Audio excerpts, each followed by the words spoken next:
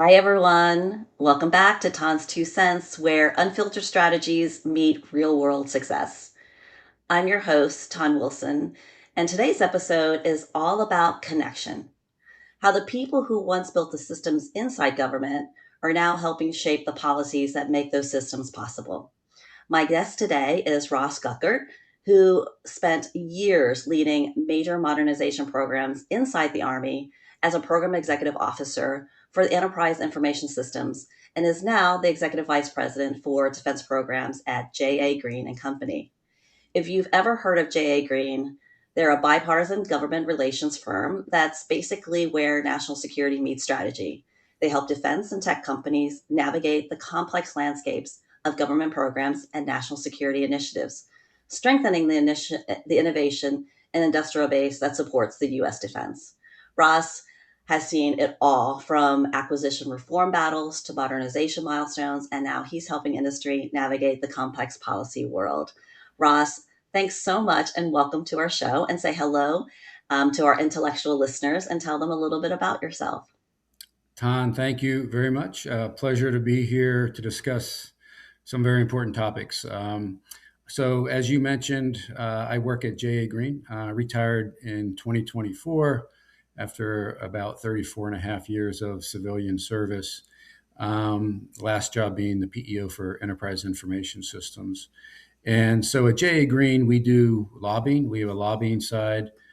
Jeff actually started the firm, Jeff Green, doing lobbying. And then about 7 or 8 years ago, they moved into the government programs, our consulting side, where they slowly build out a cadre of retired GOs, flag officers, and SESs across the DOW to do consulting and government programs. So we have about 90 or so clients today, helping them navigate that important DOW landscape. Pleasure to be Mhm. here. Yeah, it's kind of interesting calling it DOW, right? You have to kind of catch Yeah, yourself every once in a while. getting used to it. Yes. Yes. Well, you've lived on both sides now, leading like huge enterprise programs inside the Army, and now you're on the industry side and working with like the Pentagon, the executive branch. But if you had to describe the difference between these two environments, using like maybe a field metaphor, what would it be? Interesting question. So I would use the metaphor that I have, think of me having next generation night vision goggles in the evening and industry not having any night vision goggles. And Oh, so what I mean huge by that is, disadvantage. yeah, like what I mean by that is being in the as an Army civilian for 34 years, I understood the priorities, the processes, the Mhm. people, the funding, the contracts, what a good proposal, what a good solicitation looks like, who are the power centers in the Army. But industry, they didn't see those things very clearly, especially the small businesses, the non-traditionals, where, in my view, that's where a lot of the innovation comes from. And so, when I moved onto the other side and became a consultant, I would get questions that really surprised me because I thought everybody kind of knew those answers, but they didn't. And I learned that pretty fast. I'd get questions like, who manages the Army's IT portfolio, which simple question, but a very kind of complex answer. Mhm. But it told me that they really didn't know the structure of DOW and how to navigate it. They didn't understand how to articulate their value proposition. If they went to a meeting, what leaders should they take, and how should they be prepared for what leaders? How to close a deal. Like I always tell clients to leave with a homework assignment. So you establish that relationship, have a reason to come back.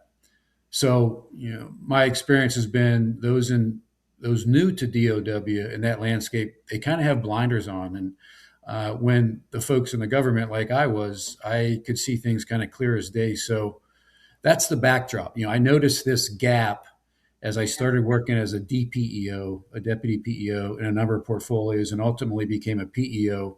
That relationship became a priority to me. That relationship with industry. So I realized how much they didn't know, but also how important they were to our success. So Yeah, that's the backdrop and metaphor for you. that's really good, and hopefully we can shed some light on a lot of these, like misunderstandings, difficult things to kind of really wrap their head around during this conversation here. So I just want to dive straight into like our first segment, like why innovation and workforce matter. So let's get a start with like the big picture. And the pace of technology right now with like AI, cyber, digital transformation, it's wild. Nonetheless, the administration's changed with the DOW acquisition process, changes and executive orders. But I think the real driver behind all of this is still the people. And you've seen how critical the workforce is on both sides. Why is now such a turning point for defense innovation and the people behind it? Yeah, I think that's a good question. And in my view, it comes down to keeping pace with the threat. And you talked about executive orders and policies that are coming down. They all mention urgency, they all mention expectations to deliver at speed. We're seeing a lot of lessons come out of Ukraine, everything from inexpensive drone swarms to the need for cybersecurity and scaling munition production, things that are influencing our investments and how we fight. And then we're also seeing China as a pacing threat, of course. And so, to me, you can't keep pace with the threat unless you're investing in innovation. And that's what I said before. Is I think that comes from the startups, the non-traditionals, and the small businesses, not necessarily with the OEMs or the big SIs. And that might be heresy to say, but they have to really partner with those other entities to bring innovation to the table, in my view. And so, how do we incentivize the right skill sets into the organic DOW workforce? And I think that's the challenge. In fact, we're seeing the loss of a lot of key skill sets as the DRPs were offered. Good leaders and technology folks are taking those DRPs and leaving the workforce. And so, the urgency is there, but I think it's going to take some time, in my view, before we start putting programs in place to recruit the right skill sets and make them effective. And in the meantime, they're going to have to rely on industry like we always have. Industry brings those skill sets, those high tech skill sets like cyber, AI, software development, until these programs get into place. And I look forward to talking about some of those later. Yeah, there is a lot of concern, obviously, with this knowledge loss, with those who did take retirement. Obviously, I like to see the silver lining in all of that. That brings in fresh insights. Um, Couple that with kind of like the new innovations and the new technologies that are out there through like the cyber programs, through OTAs, and the DOW's like new approach to acquisition. I think it's bringing in some fresh blood from fresh perspectives that I think it's going to be good for not only industry but for the government. Like in the long run too. So I think with change and with innovation, there's that initial discomfort first, right? But are you seeing the kind of turn towards the end of this year towards people seeing this as there's it's like an unknown frontier out there. Yeah, I do see it as an opportunity. Yeah. And you're seeing things like OPM just this month push out the tech force. I don't know if you saw that, but No, can you it's tell us a little bit about that? Like, yeah, sure. They just announced it this month. They're going to partner with about 25 or so companies, target about 1,000 individuals in the tech fields across agencies in the defense, civilian defense agencies at the GS 13 and 14 level, and it's going to be like a 2-year stint for them. And they say the average salary is going to be about 200K. And so they liken it to like the Manhattan Project. And when you hear that, the sense of urgency is kind of there. The challenge with that program is going to be the GS-15s and the SESs that some of them aren't making 200,000 a year. And now you're going to introduce 13s and 14s into the workforce that are making more than them. So it's going to be interesting what that does for mm, morale in the dynamic of the workforce. The other program that is part of DOW's transformation agenda is called DCTC, Defense Civilian Training Corps. And so in the NDAA, you're seeing more and more devotion to developing the workforce, more than I think we've seen in the past.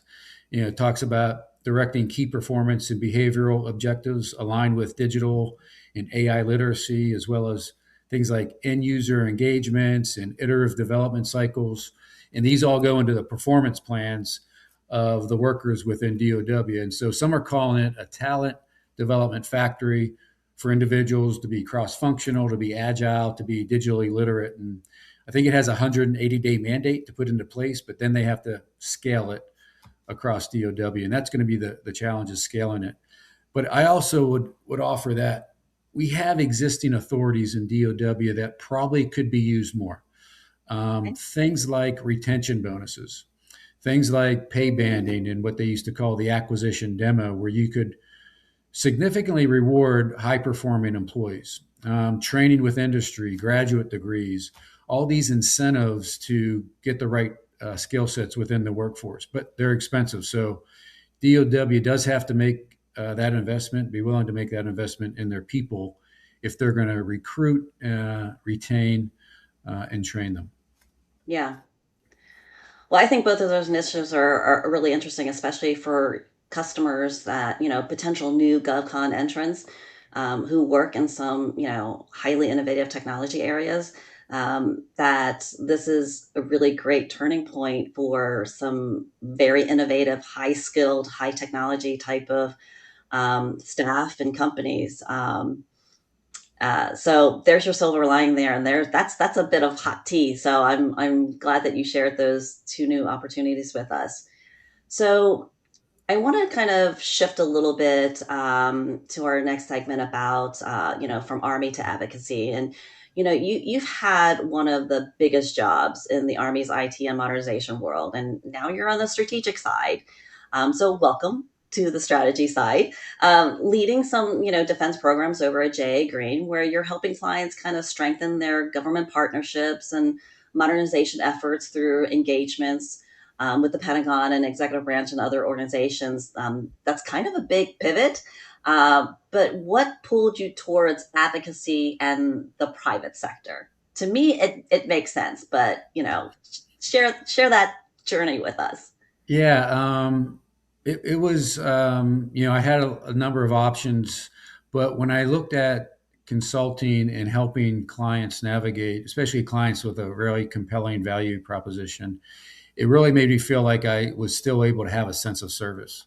And that kept me as a Yeah. civilian for, like I said, 34 years. And I left after 3.5 years as that PEO in EIS, arguably the most complex PEO in the largest. It had Hmm. over 3,000 people and 70 programs. So it was a little overwhelming coming into the program. But I'll tell you, there's not a better job in the Army than being a PEO. And then afterwards, there's not a lot of great options to go somewhere else. A lot of PEOs go up to the headquarters in the Pentagon in ASALT, but you're not running programs anymore. You're not engaging with industry as Yeah. much. So, not as much fun. So, to me, the time was right to take that knowledge to the outside, where I thought I was most valuable, helping industry, like I said, navigate DOW. And I wouldn't represent a client unless I really believed in their capability and that truly believe they can make a difference in our Army. And so, again, the timing was right, and I felt like I was still serving the greater good within DOW. Yeah. I've spoken to a lot of people who have come from the military or the government side and are now are into industry. And they're always telling me, if only I had known such and such when I was in service or when I sat on the government side. Are there things now that or you're on industry side that you're like, if I had only known this when I was PO, I could have maybe have been more effective, or maybe I would have done things differently. Like, what do you know now that would have, like, you would have loved to have known 10, 15 years ago?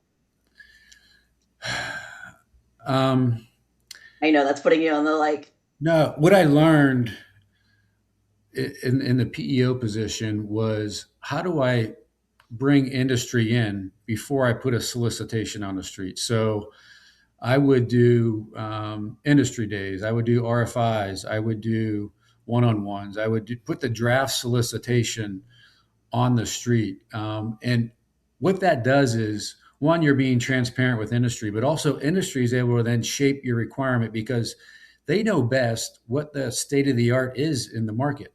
And Yeah. so by doing that market research, having those conversations with industry, like we would have 900 meetings a year at PEO EIS. And if it wasn't me meeting with industry, it was my leaders, right? So that was critically important. So by the time a final RFP hit the street, it was really a formality. Like industry knew what was in it. Industry already started writing their proposals. Industry knew exactly what we wanted. And so that was pretty powerful to get the best solution at the end of the day instead of them guessing what we wanted and missing the mark. Yeah.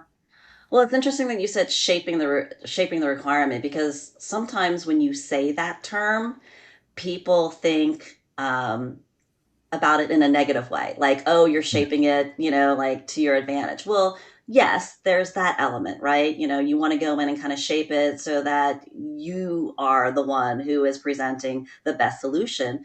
But I think from what you said earlier here is that on the government side, it does help if you come in and try to shape and try to influence, you know, what the solution is, because now you're kind of getting the best of all worlds because you have a need. You may not necessarily know how to solve that need. Yeah, exactly. And they could have something in industry that I'm not aware of, and I could write a very prescriptive requirement that doesn't allow them to bring that innovation because I wrote it so prescriptive, or because I just wasn't aware of what was out there. So, by having those conversations and writing less prescriptive requirements, I make sure I include all the innovation that's out there and give everybody a fair shot to compete. And that's kind of what I mean by shaping the requirement is Yeah, um, I can't write a good requirement unless I know what's out there in the market, and then I broaden it so I can introduce all the innovation as possible. yeah. So to that point, do you see or would you prefer the move away from very prescriptive scopes of work and performance work statements to more of a statement of objectives, type of approach? Like, are you seeing more of that? Would you prefer more of that? Because that does kind of give industry a little bit more leeway to kind of propose better, different types of solutions than to say, okay, you want it done in a very prescriptive kind of way. Yeah, absolutely, and we're seeing that more and more over this last year with Yeah. CSOs, commercial solution openings. The Army has one, SOCOM has. I think everybody has a CSO by now. But what's great is the requirement is pretty generic, and so they do a call for solutions, and it's broad. So not just the big SIs and OEMs can compete, but everybody can compete on these. And they structure it so there's an upward invite after orals, there's an upward invite after they do different demonstrations of capability that are important to me, and then so when you make the ultimate final upward invite to maybe a single vendor, you've worked with them, you've seen demonstrations of capability, you know they can deliver because you've walked through a process that allows them to bring innovation, but also they've demonstrated it to you before you made that final upward invite. So I'm a big fan of general requirements, Yeah. CSOs, OTAs, those sorts of things. It's going to be an interesting 2026. All right, let's move to our next segment here. And I want to kind of go back to talent. Like, what does the next gen talent look like? And because, every leader knows this is where the biggest struggle is. We're all chasing cyber, AI, digital talent. We're all chasing those who have all the high certifications. What are you seeing out there, and what's working or not in attracting and keeping this next generation of talent? Because we're talking about talent on two ends, right? We're talking about those who have all these incredible high certifications and have clearances, but then you're talking about the new entrants, the new workforce, and they operate and work very differently, and they have both very different needs and very different skill sets. So, what are you seeing out there?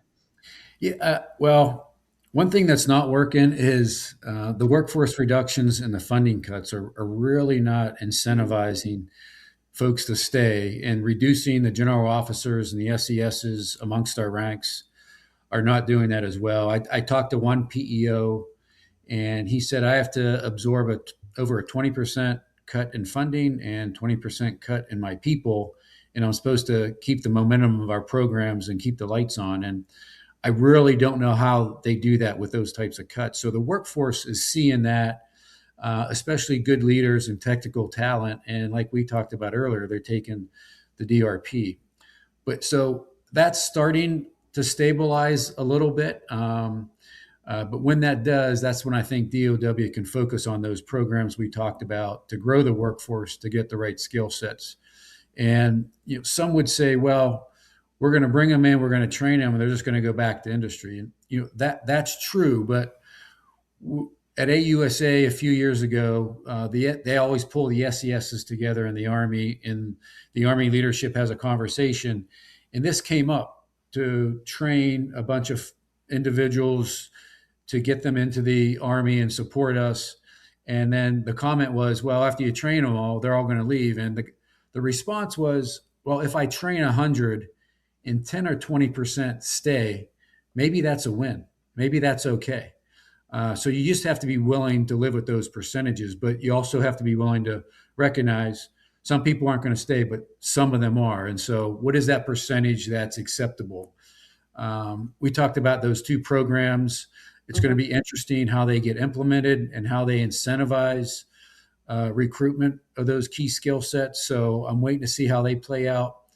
And then there are those existing authorities that I talked about that I personally use to really help retain key skill sets and individuals that were getting ready to leave. Like the pay banding really allows you to reward significantly those high performers every year. And so that's what I would do and make sure they stayed around. And a lot of them did. Other things incentivize folks like graduate degrees. So let's pay for those. And they have a term, then they have to stay in the service for three years or whatever the case may be after we pay for their degree. So there are existing authorities in addition to the new programs they're putting out there that I think together can really make a difference in how we're recruiting and retaining those skill sets. So do you see, I'm kind of seeing that this is almost kind of like a major windfall and an opportunity for industry, though, is that are you going to see more contracts and more opportunities on the industry side to kind of come in and backfill or to provide some of these skill gaps into some of these programs that, maybe weren't there before? So maybe the new talent, the next gen new talent, is not so much on the government side, but now it's shifting balance to the contractor side. Um, Yeah, I mean, whatever we don't recruit organically within the DOW workforce, industry will provide it for us, and they're doing that today. And that's what we've kind of done for years. If you think about it, like if I couldn't recruit a good uh, cyber professional or software developer, AI literate individual, I would go to industry and do that. So you pay for it, but you're seeing the expectation is that we want to organically have them within the workforce as well. So, I'm hearing of programs that do that, like bring industry folks in for a few years, let them see what it's like, let them understand the landscape within DOW, how it operates, who the power centers are, where the funding's at, and then send them back out with that knowledge, and then that relationship also. So that can be pretty powerful if it's executed well.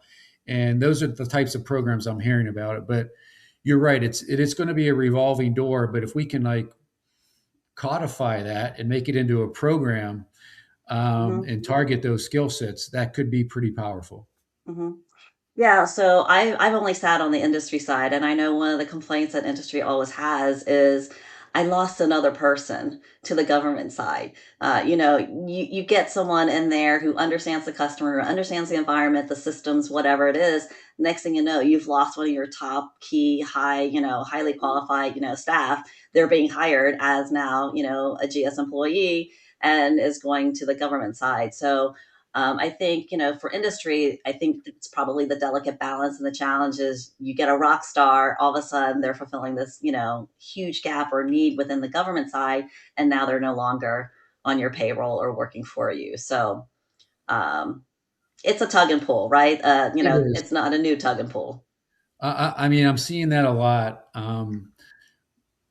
But what we've been doing, like a lot of folks are leaving the service. I'm getting resumes from O5s, O6s, even Yeah.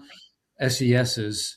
And we are a great conduit for introducing them to companies with their skill sets, not just their leadership, because those military folks are trained leaders, right? Mhm. The SES is trained leaders, but they're also maybe have a technical skill set that's impressive. Like a former CIO came to me with the resume, and I'm sharing that with my 90 plus clients at JA Green, and so we're putting them in the right positions to help industry. You know, and so it does go both ways. You're seeing folks leave industry for the government, but at the same time, when we talked about those reductions in the workforce and people taking the DRP, a lot of folks are sending me their resumes to get back out to industry. So it is going both ways, I'm seeing. Yep, I'm seeing that too. There's some really great people, and I think I came across a, nuclear engineer and scientist the other day too. I was like, wow, you know, you make that joke, like he's a nuclear scientist. Yes, he's actually on the streets. So yeah, it's a I guess it's a good and a bad time for talent, and it goes both ways. But let's talk about building an innovation ecosystem. So I want to kind of shift gears a little bit. And I know that, J.A. Green focuses on, strengthening the defense industrial base by helping your clients kind of connect innovation with mission needs and kind of bridging that gap between program execution, modernization, and long-term sustainment. So what does a healthy innovation ecosystem look like to you? And where do you see the biggest opportunities for small or non traditional players who are trying to break in? Yeah, I get that question a lot. I think it's a great question. I talked about my view that a lot of the innovation comes from those small businesses and the non-traditionals, right? And so, to me, a well-funded SIBR program, Small Business Innovative Research Program, will be critical. Those investments mature capability through phase one, through phase two. And if you meet the milestones and the objectives, you get to a phase three, which anybody in DOW can jump on that contract non-competitively, right? That can be pretty powerful, especially with this new capability that the service just invested in. Now it's at phase three, it's mature. Anybody in DOW can jump on that without competing. So I think investing in those programs, the SIBR programs, with the right target towards capabilities that we need can be pretty powerful. Also, I'm seeing in ASALT in the Army the stand up of what's called the PIT, the Pathway for Innovation in Technology. And this is just being stood up, I think, for those companies that we're talking about. It's going to have a number of entities under them. One is going to be called Fuse. So Fuse will have the cyber programs, Fuse will have Mantech, Fuse will have the X-Tech program, which you probably are familiar with. They do awards at AUSA every year. It's going to have the GTED program called Global Tactical Edge Acquisition Directorate, a brand new directorate being stood up in ASALT, focused on theaters like UCOM and PACOM. They put emerging technology quickly into the hands of soldiers. Think counter drone, for example, and it becomes a marketplace for vetted solutions that then quickly get deployed and fielded. Also within the pit is going to be disruptive technologies, as well as something called Joint Innovation Outpost, or JIOP, which accelerates ideas and solutions ultimately into the hands of soldiers into the field as well. I think COCOM exercises are really important. And I didn't realize how many we really had until I went to the other side. And I'm looking for them for my clients. And so if industry can get involved in a COCOM exercise and demonstrate to a COCOM, you name it, PACOM, UCOM, AFRICOM, and it's a powerful example the programs of record are going to notice that the requirements are going to be drawn up for specifically for that capability. So getting with the COCOMs and getting involved in one of their exercises is going to be important. I think pilots in the services are important. So I'm helping clients navigate where's the best place to do a pilot. They're inexpensive, they're small, but they can be powerful if you demonstrate them to the right offices. And then you can scale and ultimately maybe become part of a program of record. We talked about CSOs and OTAs. I think these are really important for innovation. Like we talked about, not prescriptive, so it doesn't impede innovation. You get upward invites after you structure a program that demonstrates what's important to you. So you kind of try before you buy, and they're Yeah. very fast. It's weeks, it's not months, and it's not years to get to an award and start moving out and delivery. And so organizations need to not be so risk adverse and open up the aperture to the non-traditionals and small businesses like we talked about. It's a challenge, right? Government is normally risk averse, and I think sometimes that's a good thing. I've talked a lot about how industry and the commercial side really kind of moves at like a frantic, fast pace. There's a reason why the government moves slower. I think there's kind of sometimes a natural need to kind of be a little bit more deliberate, a little bit more conservative on that side. But for things that we're talking about here, where technology come 6, 9, 12 months from now is antiquated. A long acquisition cycle is really not conducive of trying to get to, some of this new technologies and solutions faster. Right. So that's the huge, trade-off and dichotomy that, is our industry. But the pilots that you mentioned, it was kind of interesting. And as you're talking about all of these, like the pathways for innovations and the pilots and whatnot, it kind of got me thinking about, if I were a government contractor, I'm a small business, and I hear about these, what type of technologies and solutions would be ideal for these types of programs, right? Like, because not everybody works, like some of them are more in the cyberspace, or others have different types of, like technologies or new equipment or things like that. Not everybody works in like the sexy, sexy defense sector part. There are some very unsexy defense, contractors out there. So what kind of technology solutions are ideal for some of these, like pilots and for pit?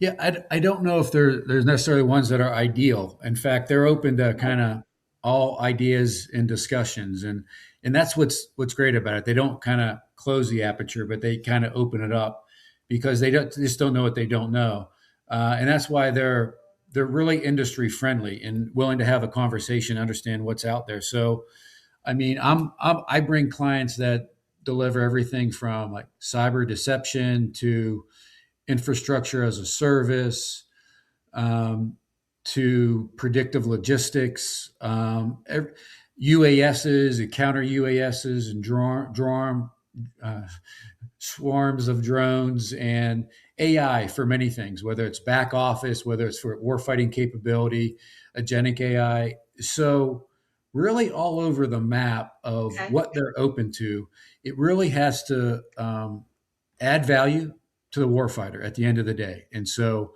these programs allow you to kind of evaluate and see if that's actually the case, which is what I like about it. And they're doing it quickly. They're doing it with these programs and vehicles that allow them to assess quickly and determine, is this something I want to scale up quickly to the Army or not. And so, yeah, I wouldn't limit it to certain ideal kind of capabilities or technologies. I think the aperture is pretty wide open, Ton. Okay. Well, I think that's really good to know. And it's a good emphasis to kind of make because, I might have some intellectual listeners who are like, I don't have anything special, or I don't, like, I don't, I'm not supporting it now. It does kind of allow them to think very innovatively, a little bit more broad, and to kind of, maybe consider supporting the DOW that maybe they hadn't even thought about, before. Yeah. Um, so, yeah, that's good to know. And, for some of these programs, are there specific people within the DOW that, like, who would be my first point of entry? Who would be like the person who I should have conversations with to kind of explore, potentially pitching a pilot? Like, how far in and deep within an organization should I be, like, looking for? Yeah, I mean that's a good question, and it's the typical DAU answer, right? It depends. Yeah, When me being in the IT cyber software space, um, I will go to the CIOs of the service sure. for pilots because that's or the G6 of the Army, for instance. I'll go to my former portfolio, PEO Enterprise, for IT type capabilities and looking for pilots. And sometimes they'll offer a pilot for free just so they can get visibility of it within key leaders, right? And so it does depend on what capability and technology we're talking about, which would steer you towards a certain office versus another. But for in my world, the CIOs, the G6s, the IT portfolios of the world is where I focus some of my pilots. In other cases, we have folks that do installation modernization. So we're going to the installations, but we're also going to Installation Management Command, and talking to them about the capability. So it really depends on what they bring to the table and what the value proposition is. Yeah.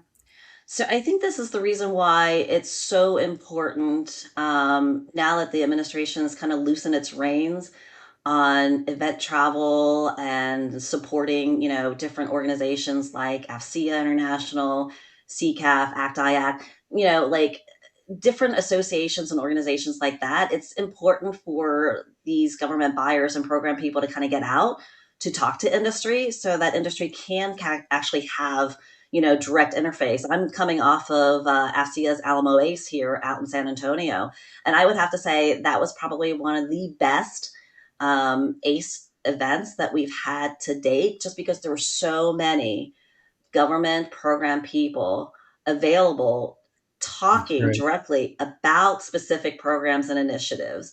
And it was allowing industry to have these really critical one-on-one conversations that you can't have on your computer screen. You can't. You can only Google so much. You can only ask AI so much, and to really understand the customer and the programs and the initiatives and the requirements that you can't get from in-person conversations or hearing directly from the program people. Yeah, I mean I couldn't agree more. And those conferences, I realized how powerful they are after I left, because I'm on Yeah, the other side now. I'm industry. I'm getting meetings for clients, and think of how many meetings you could get in a 2 day span with the right leaders versus trying to get those meetings outside, which would take months. months. Now you have, like you said, you got all the leaders there and they're taking meetings like I used to do at AUSA, right? Mhm. I, I was moving from meeting to meeting, but that's my responsibility to industry, right? And I learned a lot. And then there was always follow-on meetings. I love what I'm hearing. Come talk to me, and I'm going to bring the right leaders into the next meeting so we can see what we can do, and maybe get in a pilot. So I couldn't agree more how powerful those conferences are. And I'm a member of the FCA International Board, and so I might be a little biased, but they have great conferences and well attended by those government leaders. And so to me, they've been really impressive. So yeah, a great comment. Yeah, absolutely. And I'm a retired board member too, so we won't turn this into an AFCEA promotional episode, but you can't help but doing that. When you're part of an organization that really works hard to bring industry and government together so that we can share and collaborate. So, Agreed. again, great mission, great organization. Um, and So this kind of moves into like our final segment here. And I always like to end my podcast on forward thinking, path forward type of discussions. And I want to wrap it up with just some practical advice. And, you've led thousands of people, manage, multi-million, billion-dollar type of portfolios, and now you're helping to shape policies and work with the industry. What's your message to leaders, whether they're in government or in industry, who want to make change stick with this innovation ecosystem? Yeah, I mean, I like this question too. And I'll just give you an example of the fact that not all agencies in DOW are industry friendly, which is unfortunate. Yeah. I'll give you an example. I retired as a PEO. I reached out to a PEO in another service, which will remain unnamed, and I just wanted a quick meeting with my client, and he sent me to a link and said, "This is how we meet with industry." And the link was 6 pages to make a case for a pilot for within their service. And then that was phase one. If I made the cut, they sent me to phase two, which was more application. And then I made the cut, it's phase three. And I said, I just want a simple meeting with leaders Right. to talk with a client. And so what industry person is going to go through that process just to be told, yeah, thanks for going through it, but we're not interested in meeting with you. So that's an extreme case, but it Mhm. happens. But there's also pockets of excellence where that relationship and communication is excellent. And DOW cannot be successful without industry. So I say embrace them, let them shape your requirement, like we talked about earlier. Do industry days, RFIs, the one on ones, the draft solicitations. Expand that communication as much as you can. Be as transparent as much as you can before you put that final RFP out. Then you're going to get the best from industry because they're going to know exactly what you want, and you made it broad enough to introduce innovation. So I would say to DOW organizations, talk to industry, take meetings, understand the market and the landscape so you get the best from industry, use the right contract vehicles and incentives. When I walked into my portfolio, I had a contract for a software developer that incentivized the delivery of paper and to have meetings, not the delivery of software. And I was like, it's an awful contract to be in. So after 2 years, we didn't have anything delivered and we were overrunning. So structure them so if they don't deliver software that's deployable after the end of, I don't know, 2 or 3 sprints, all right, they had their chance. Maybe you're moving Yeah. on to the next vendor now. So I don't put 2 years worth of money into a vendor and not deliver anything. Now I put 2 months or 3 months into it and realize you're not delivering. So I'm going to pivot.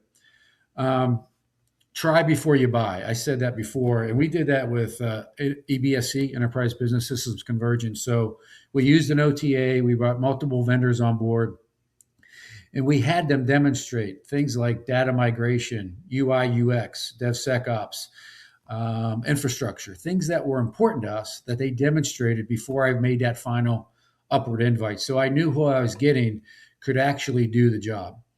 And then the last thing to those DOW organizations is always modernize using a MOSA architecture, an open systems architecture. So, like we used to buy planes and tanks and helicopters, and they'd be the same configuration for years, even decades, right?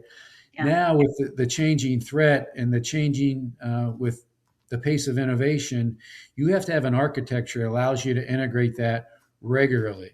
And Next Gen C2 is doing just that kind of acquisition strategy. So, to keep pace with the threat, you need an open architecture that you're continuously modernizing. And then to industry, I would say, and I don't say this because I am one, but get a good consultant or two. I think that's really important to help them, especially if you haven't navigated DOW before, to help navigate, understand where the power centers are, understand where the programs of record are that apply to your capability. But a good consultant can get you very far. Know where to look for opportunities, sam.gov, industry days. DISA just had a great industry day. Mhm. Talk to the PMs that are in your space. I also tell clients to make sure your BD team is sized for your mission.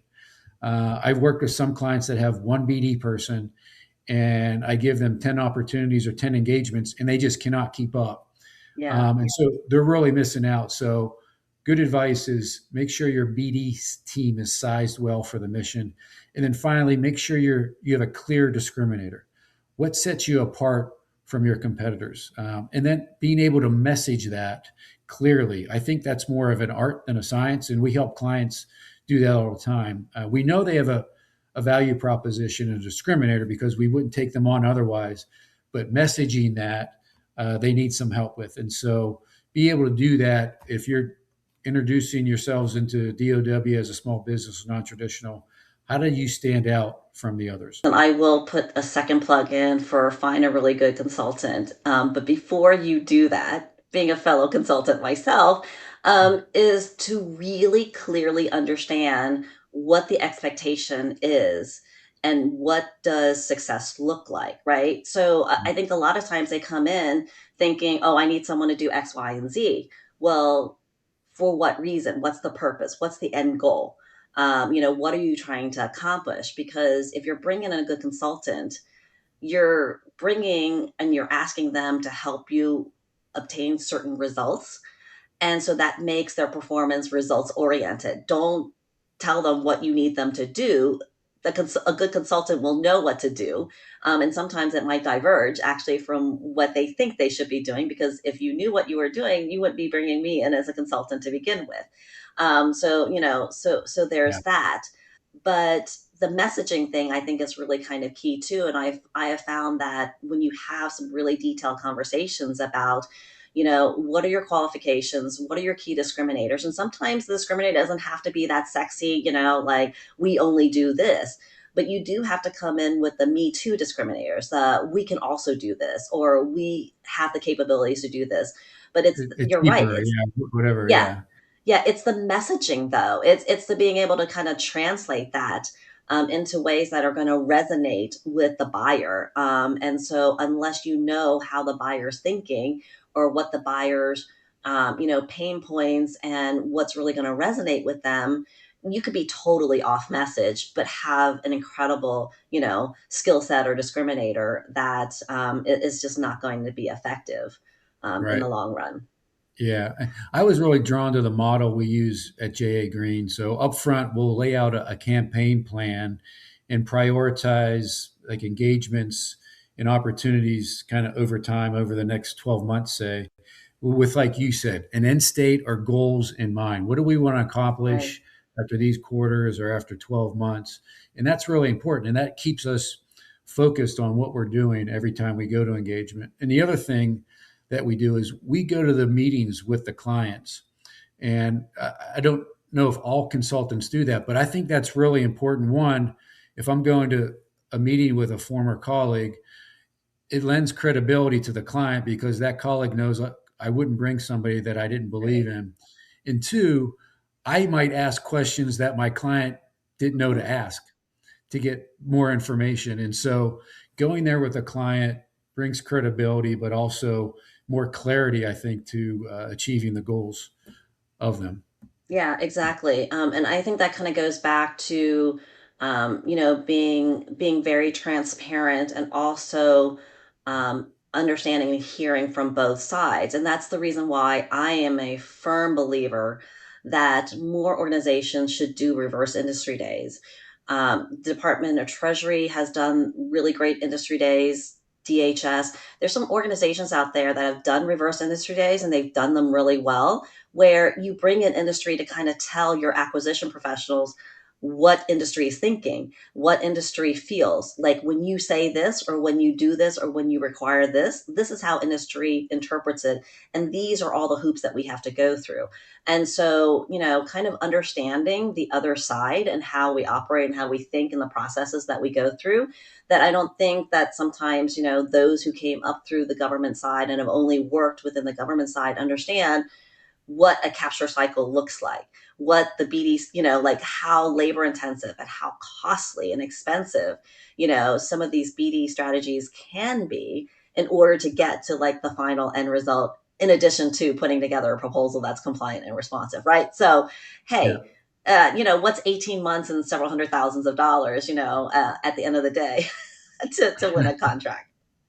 Yeah. Great comment. And you can get great feedback, like you talked about, through those reverse industry days. Absolutely. So I want to wrap up today's episode with some key takeaways. And like we've talked a lot about innovation and policy, um, kind of must move in sync to kind of strengthen both the industrial base and the government side. In addition to workforce agility, not just in technology, but it's a real driver for modernization. And I personally love the public private collaboration. I think it's the fastest way to get to innovation. And it's a great way for the government to kind of experience and see what some innovative technologies are out there on the commercial side. And then my favorite is advocacy. It's not political. It's not all about politics. It's about strategy. It's about understanding the other side and kind of shaping those opportunities. And so at the end of the day, I think true leaders like you, Ross, and other people are really trying to work hard on bridging some of these gaps between execution and influence, which I think just really kind of betters the entire industry in general. So, what are some last parting thoughts that you want to kind of share with our intellectuals here today? You really captured it well. I think one thing that's key to everything we talked about is leadership. Leadership that advocates for everything we talked about. Leaders that are risk tolerant. That they take risks, but they're well understood risks and they're measured risks. And then using all the authorities afforded to them, whether they're existing or new programs that are coming down the pike. And so moving out, starting to take fire, I think that's the expectation of the administration. And I think we're going to see that more in the coming year. Yeah, calculated strategic risk. I'm a big risk taker myself, so I dive in first, be damned the consequences later, but they're always kind of calculated. So You thought through them at least, right? yeah, exactly. Thought through my consequences, and I can live with them. So, but in any case, Ross, thanks so much for joining us here today. And it's rare to get someone who understands both sides of the equation and how to really kind of effectively get things done and funded and kind of sustain through these policies. Yeah, I appreciate it. Thanks for having me on, Don. Yeah, super. Thanks again, our intellectuals, for listening here today. And remember, you have to think big to win big. Be an intellectual. And until next time, keep pushing the boundaries of possibilities.